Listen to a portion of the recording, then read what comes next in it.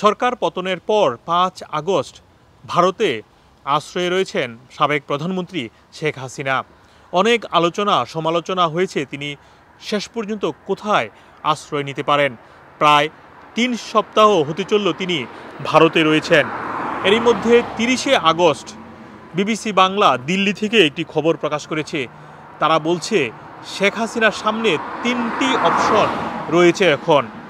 তাদের খবর অনুযায়ী প্রথম যে অপশনটি রয়েছে সেটি হচ্ছে তিনি ভারতেই অ্যাসাইলম বা রাজনৈতিক আশ্রয়ে থেকে যেতে পারেন।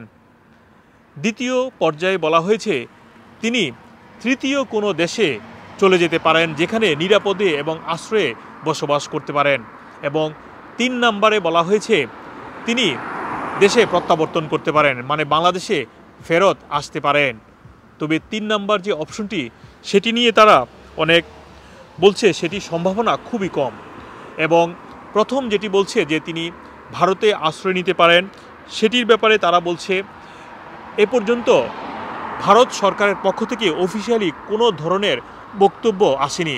শুধুমাত্র ৬ আগস্ট যেদিন শেখ হাসিনা ভারতে আশ্রয় নিয়েছিলেন তার পরের দিন ভারতের পার্লামেন্টে পররাষ্ট্রমন্ত্রী এস জয়শঙ্কর বলেছিলেন ফর দ্য মোমেন্ট, মানে এই উচ্চারণটি তিনি করে বলেছিলেন শুধু একটি উদ্ভূত পরিস্থিতির কারণে তিনি ভারতে এসেছেন এবং তাকে সময় দিতে চান। এর পরবর্তীতে ভারত সরকারের পক্ষ থেকে এ পর্যন্ত কোনো বক্তব্য আসেনি। এবং দ্বিতীয় যেটি বলা হয়েছে তিনি তৃতীয় কোনো দেশে আশ্রয় নিতে পারেন। সেক্ষেত্রে বলা হয়েছে আপনারা জানেন বাংলাদেশে যে কূটনৈতিক পাসপোর্ট রয়েছে, লাল পাসপোর্ট রয়েছে, যেটি নিয়ে বিবিসি বলেছিল ভারতে উড়ে গিয়েছেন শেখ হাসিনা, সেই পাসপোর্টটি ইতিমধ্যেই বাতিল করেছে অন্তর্বর্তীকালীন সরকার।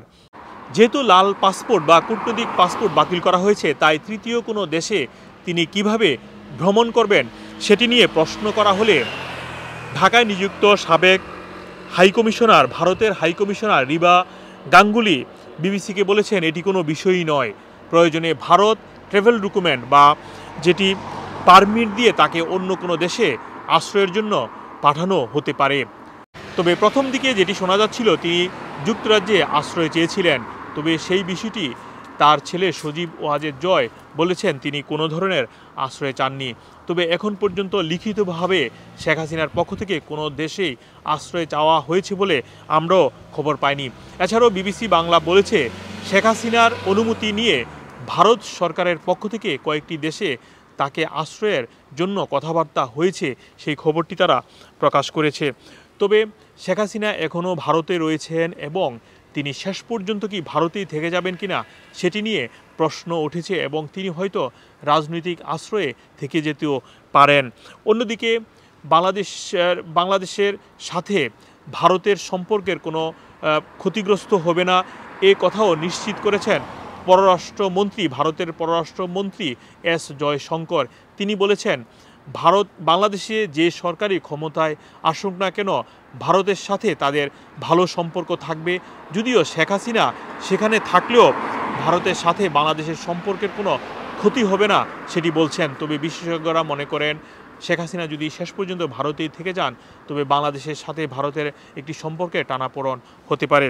আপনারা জানেন শেখ হাসিনার সাথে রয়েছেন তার ছোট বোন শেখ রেহানা, তিনি যুক্তরাজ্যের নাগরিক। তাই অনেকেই ধারণা করেছিলেন এবং অনেকেই এখনও মনে করছেন হয়তো শেখ হাসিনা শেষ পর্যন্ত যুক্তরাজ্যেও আশ্রিত বা আশ্রয় নিতে পারেন।